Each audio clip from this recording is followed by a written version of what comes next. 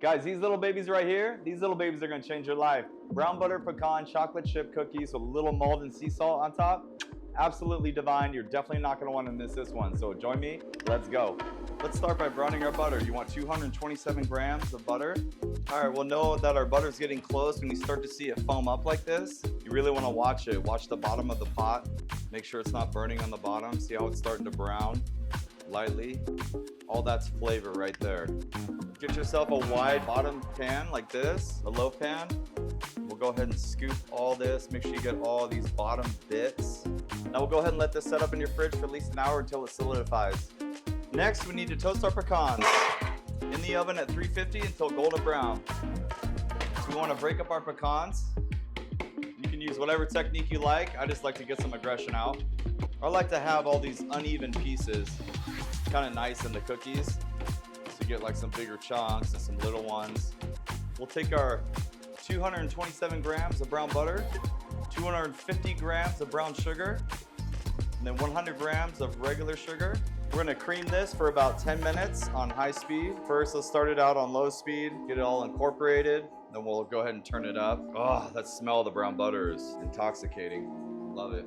The reason for creaming the butter and the sugar will help everything else to get incorporated evenly, and it just gives the cookies a better texture. So we creamed it for just a few minutes. What you wanna do is take your spatula and scrape down the sides. Everything's just well incorporated. And we'll let this go for about another 6-7 minutes. We've had our butter creaming for about 10 minutes, and then next, you wanna put it on low, and you wanna slowly incorporate 2 eggs, 1 egg yolk. Next, we want to sift together 127 grams of bread flour, 190 grams of all-purpose flour, 1 teaspoon of baking soda, 1/4 teaspoon of baking powder, and 1 teaspoon of salt. All right, so after our eggs are incorporated, we want to add 2 teaspoons of vanilla extract, and we want to add our sifted flours and baking soda and baking powder and salt. One trick you can do is add your ingredients to parchment paper. It's a lot easier to get it in the bowl. The key here is to not overly mix. Make sure everything's well incorporated. And then to that, we're gonna add 140 grams of organic semi-sweet chocolate chips. And then we're also gonna add 255 grams of semi-sweet baking wheatard chips. You want to definitely use really good chocolate with this. You don't want to skimp and use some Hershey's or something. You'll definitely taste it in the cookies. And then also, we're going to add 2 cups of our toasted pecans. And then we want to just mix until they're combined. Oh, who wants to lick the bowl?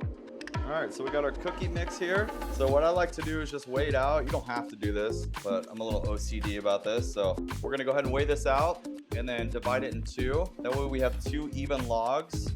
Now let's form the cookies. So we'll take our cookie dough. It's been divided up into 2.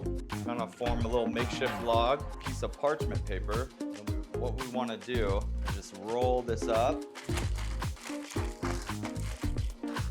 Take one end, tighten it up, take the other end, twist the opposite way. And there we have our logs. Then we'll go ahead and put these in the freezer for about 45 minutes and then in your fridge for about an hour if you can't wait. If you can wait, you can go ahead and just put this in your fridge overnight to let it set. This is very important. You cannot skip this step. If you just took it from this and started baking the cookies, they won't come out the same. So your patience will be rewarded, trust me. Okay guys, if you avoided temptation like I did and let this sit overnight, which was almost impossible, then congratulations. When you have this cold, don't let it sit out too long. You want to cut it while it's cold. Place your cookies on the cookie sheet and pop them in the oven for about 12 to 15 minutes. All right, so next we need to cut our cookies and bake them off. So what I like to do, just cut off one end like that. I'll usually eat this right here. It's a little snack while we're baking these. I like to leave the parchment paper on while I cut them. I find that it holds them into shape a little bit better. You can just unwrap them after you cut them.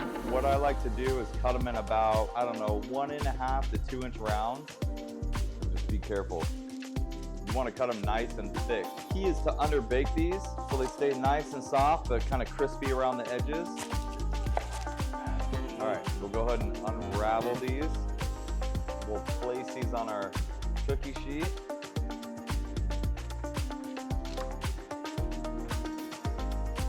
I don't like to do more than 6 per sheet, because I find that it kind of crowds it and then they end up touching, so just be aware of that. 6 is plenty. So if you have some end pieces that are a little bit smaller like this one, go ahead and bake them off separately with other pieces that are just like this size, because they're gonna bake off in a little bit less time. So you wanna make sure that you're sticking with the same size. One of the key things that we need to do here, gives the cookies a lot of flavor, is Malden sea salt. Fleur de sel is really good. I just really like the texture of Malden. So go ahead and sprinkle that on top. Do not miss this step. You'll see when you eat one. The salt really brings out all the flavors of the cookie, the pecans, the chocolate. Absolutely delicious. We got our cookies ready to go. We're gonna bake them at 350 Fahrenheit for about 12 to 15 minutes. Like I said, I'm gonna pull them out and show you exactly what I'm talking about when we need to underbake them just a little bit so that they stay soft when they cool down. So we'll go ahead and bake these off.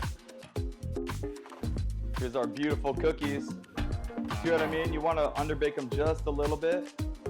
So they're gonna set up, don't worry, but you wanna just cook them till they're just lightly golden brown around the edges and you're good to go. So we'll let these cool down for about 12 to 15 minutes if you can avoid the temptation. Definitely don't wanna break into them now, they'll just fall apart. So let them set up and enjoy. Okay guys, so as you can see, these cookies come out flawless. So delicious, so crunchy, so chewy, all the above, everything you'd want in a cookie, the brown butter. If I didn't express it enough, how important it is to brown your butter, to over toast the pecans. It really adds to the flavor, and you will definitely see it when you eat and make these cookies. So can't express that enough. Also, when you add the Malden sea salt, as you can see, when you put it on top and it spreads out as it bakes, you'll get a perfect little seasoning of the salt on the cookie. So very important as well. Really keep an eye on these when you bake them, because that's huge. You don't want to over bake them because they'll just get too crumbly. I don't like a cookie when it just, you bite it and it just crumbles away. Guys, this is hands down my favorite cookie recipe. When I came up with this recipe, I really wanted to find something that was halfway in between a nice crunchy exterior cookie and also that nice chewiness that you get. I hate when a cookie just crumbles right when you bite it, it just falls apart. So I think when I developed this recipe, I think I really nailed it. So please drop a comment in the comment section. Let me know what you think. If you like them, if you love them, if you hate them. Guys, don't forget to like, comment, share, subscribe. Hit that bell notification so you can get notified every time I drop a new video or if I go live. I have a lot of good videos in the works right now, so definitely stay tuned. And as always, bon appetit. Cheers.